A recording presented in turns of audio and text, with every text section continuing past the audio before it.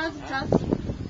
Значи, влизахме от тази врата и минавахме през некрополиса. Това е некрополиса на Хиераполис. Това значи гробището на Хиераполис.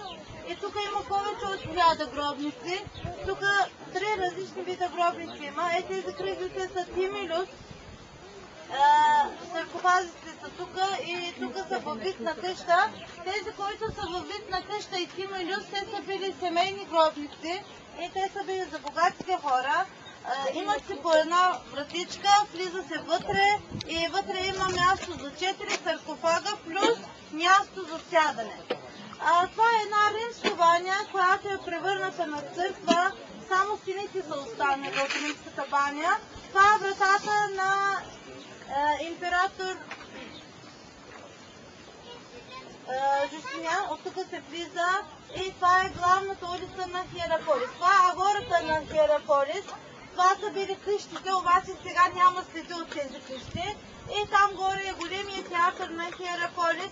Там има места за 15 000 души. Населението на Хиераполис е било 150 000. Това значи, че за 10% от населението има места в театъра. А утре ще видите най-големия театър на Егейската област.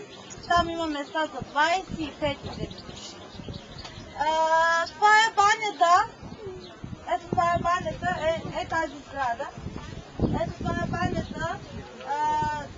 Тя има 4 части. Това са калдариум, пепедариум, фрижидариум и аплодотариум. Това значи, калдариум е най-горещата част на банята, пепедариум е хладката част на банята, фрижидариум студената част на банята и аплодотариум е хладната част на банята. В ранно християнство, вътре в тази баня са направили църква.